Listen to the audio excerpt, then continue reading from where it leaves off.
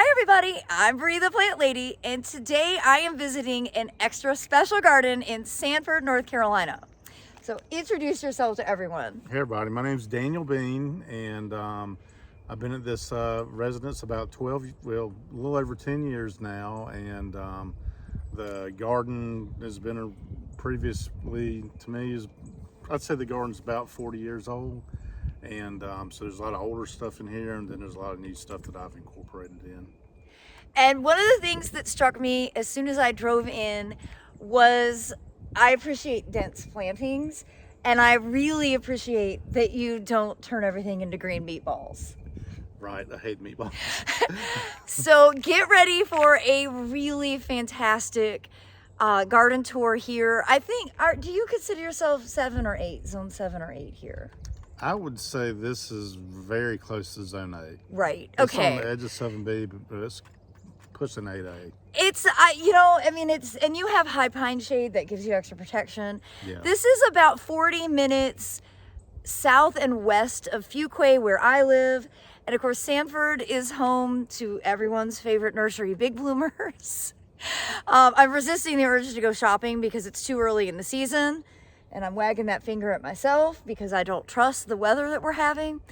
But I think you're just a touch warmer than me because I'm in an open tobacco field and I don't have any overstory coverage. Right. Otherwise, I think climate-wise, we're pretty similar. Yeah, I'd say so. All right, everybody, I'm going to turn the camera around so that you can enjoy this absolutely spectacular spring garden. Some of this throughout the yard. There's a lot of seedlings of camellias that just come up. Oh, cool. So I'm not sure what it's going to be or what color it's going to be, but it's always kind of interesting to see what's going to happen in a few years. Well, and this is a really nice, like, tight form and really good foliage. This is nice. Ooh, I like it.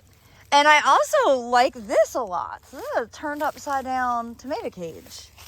Yeah, and I did that just basically, that's just what I hit on hand. It's for the deer. We've got a huge deer population here, so you're going to see a lot of plants in cages. Not because I love cages, but it's to keep the plants alive. No other option. Right. I put pine cones around some of the new plantings that I don't want to put a cage up. I think the pine cones keep the rabbits out. I think that's a great idea. I don't think the rabbits, to me, they've got little soft feet. They're not going to want to step on those spines on those loblolly pine cones. And sure as the world, as I've put these around the bushes, I haven't had trouble over the years. This is a golden tip oriental spruce. And I bought this. This has been in the ground 2 years. And I bought this from Conifer Nursery. Nice. Out of Durham. And I like the nursery. They've got a lot of nice stuff. They do a great job. Yeah. And not only do they have cool plants, but they have a really good design install business as well. It's just neat to go there just to look around. Yeah, that's a local garden center owned by a plant nerd, everybody. And this one here, this is a Sanqua. It's definitely been here since the...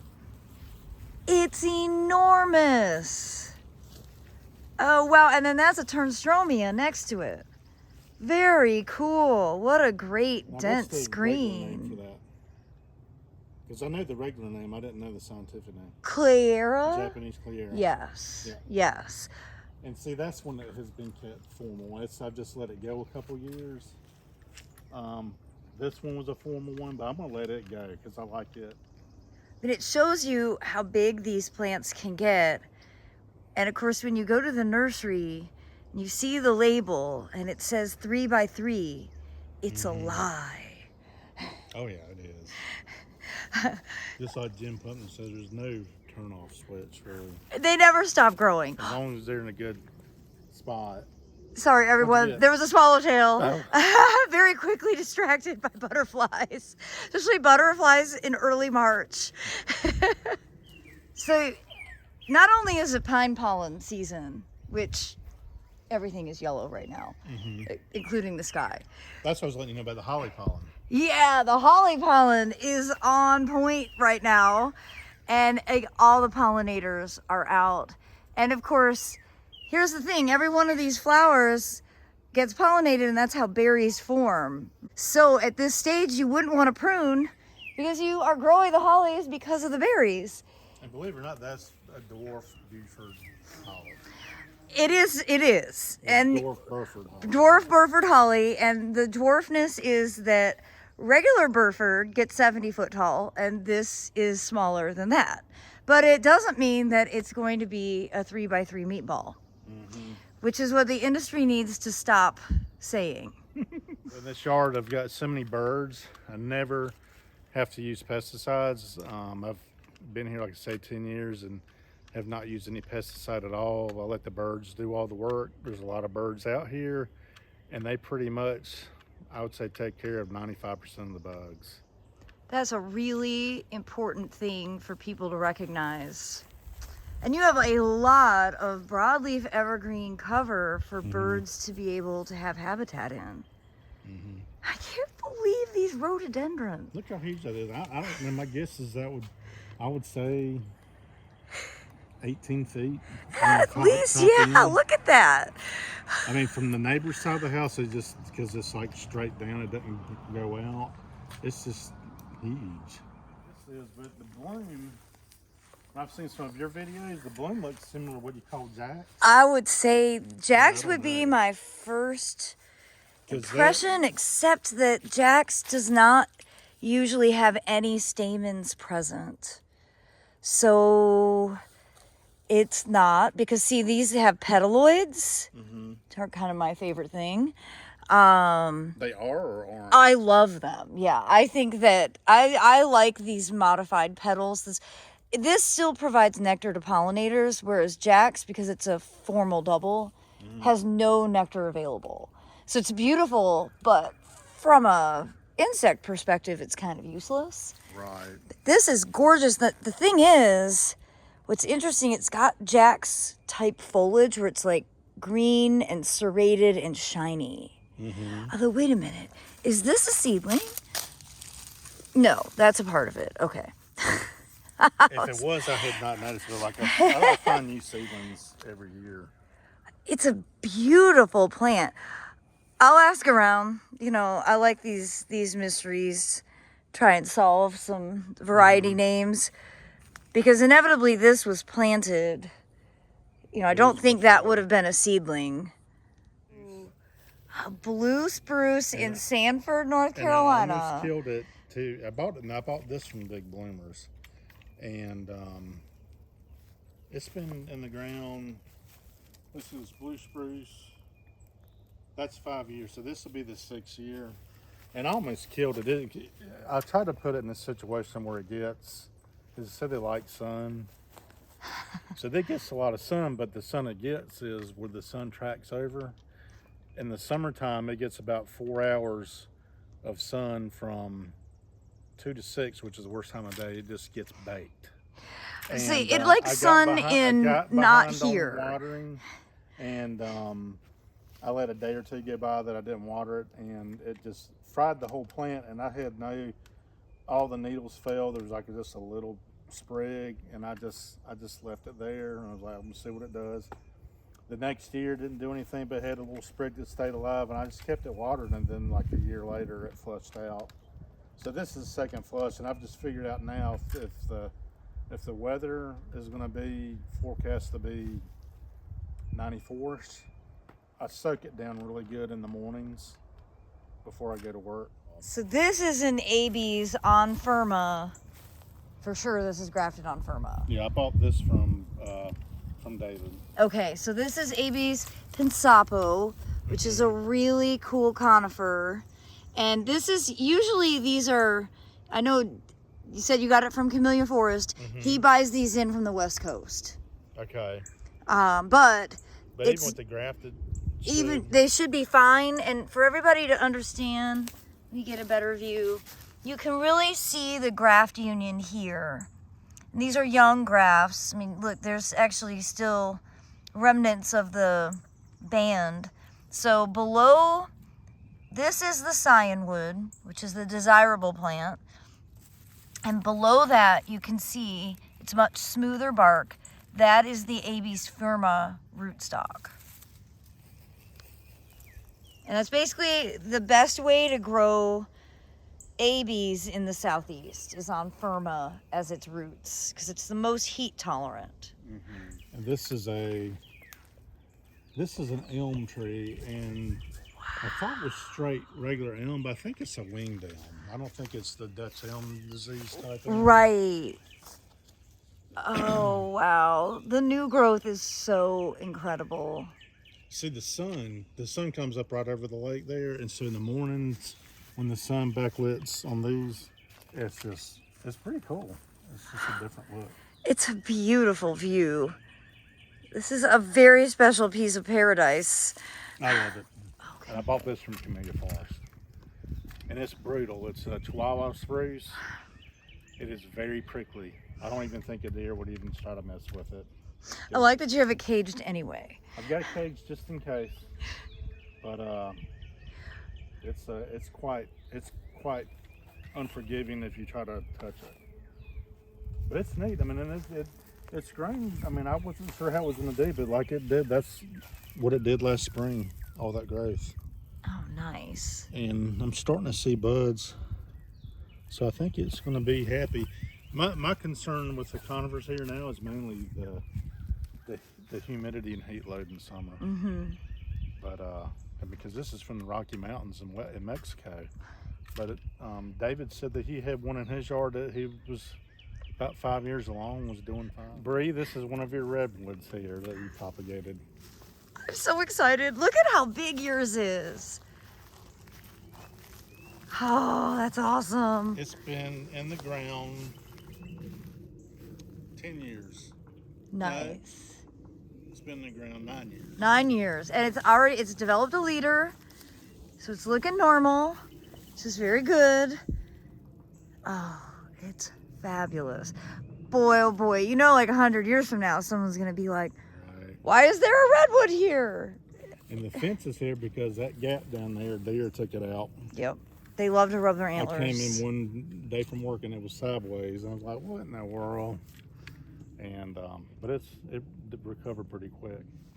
I mean, that might be the biggest rhododendron in the entire Piedmont.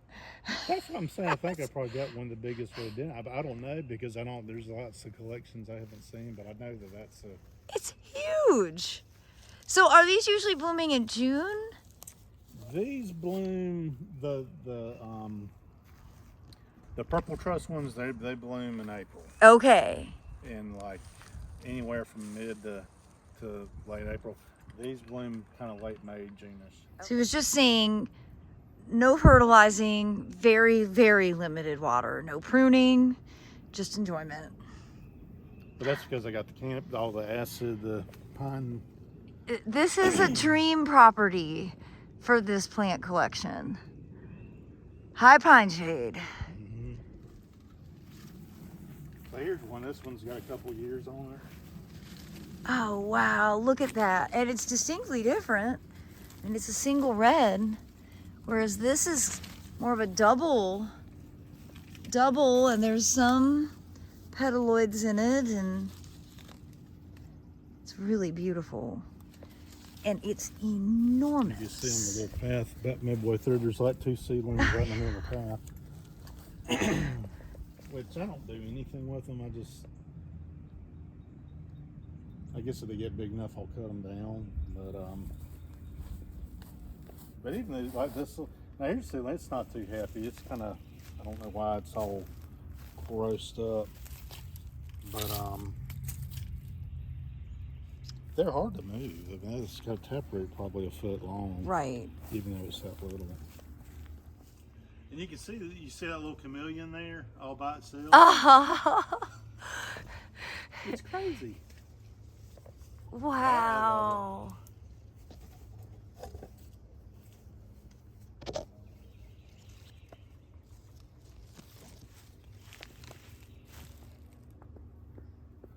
And it grows reliably good. It puts out about 5 inches of height every year. Wow. As you can see, this was a plant.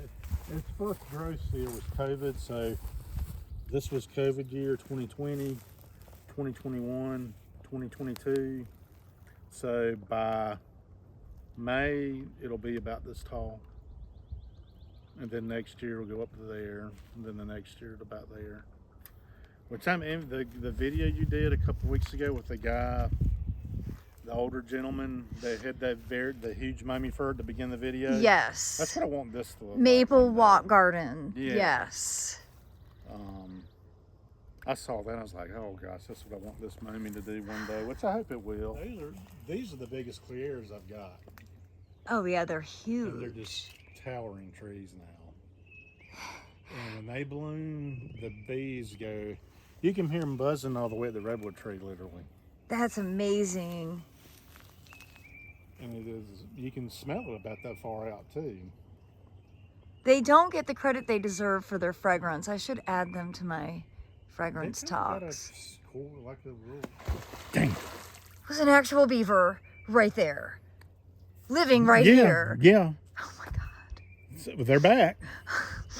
That's the first beaver I've seen in a couple of years. Oh, look, there he is again. Oh my God. I know they're destructive, but I think they are so cute.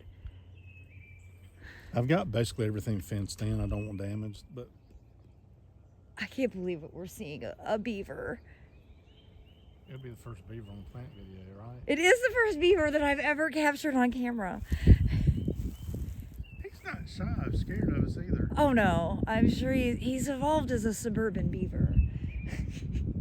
He's got attitude. He's just assessing his domain. Like, what tree would taste the best? He's like, this yard has a lot of cages. We all need to go to someone else's property. It hasn't opened up yet, but you can see the orange buds up there. Totally. These are the tallest gumpos I've ever seen. Holy cow. A couple more days, it'll just be like a big flame of orange through there. Oh, that's incredible. Right here, let's see. Yeah.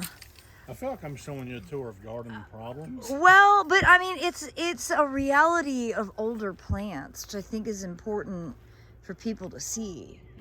You know, especially, you know, anybody who buys an already established garden, you have different issues than like me building a brand new garden from scratch. And now, so I don't even know if it's video worthy. If I sent you some pictures of it. Yes. And the blooms are so, you can see how big that bloom is right in there. That's not been covered. Would this be reticulata, or is it? It's possible. It could be, and it's got the virus in it, which you can tell by the white mottling on the petals. I love about this is that some of them are anemone form, like this, and then you've got others that are peony form and others that are semi-double. This is a beautiful example of the flower right here. It does have the petal blight. I've got to do a lot of work getting the petals up in here, and unfortunately these shatter too. But if the weather's just right, this puts on, which it did last week. It put on a pretty show. The blooms are just huge, and I like the white red mix. Yeah. That's another one. I actually bought that, I think, directly from you. Probably, because I was obsessed with this. This was a plant. I know it was you I bought it from. It was in a pot. It was about this tall. It's been in the ground 9 years. And I asked you, why does it have all this springy stuff? And you said that the leader got snapped in the ice storm. Do you remember that? Mm-hmm. That's it. There it is. Oh my gosh. That's the leader, the big leader that it that's totally reestablished. Yeah. Wow. Look at you can see, look how fat the caliper is right at the base. Yeah. Oh, that's so cool. Is this spiralis? It's rosin. Rosin, yes. And I hardly ever, I really never see rosin anywhere else in the trade. I think this is, if there was a time I was the only person really collecting weirdo cryptomeria varieties. I'm glad you did that one, because it's been the fastest grower, and it's all like the curly cues. I do too. It's just so unique. Daniel, thank you for the hospitality and showing me around your amazing garden. I can't wait to come back. Welcome. Great. This is such a beautiful, well-established. I mean, it's just abundant. Actually, here, wait. Let's show them what's behind us. A literal wall of magic.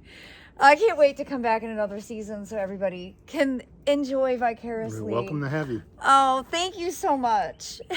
Thanks for watching, everybody. Bye.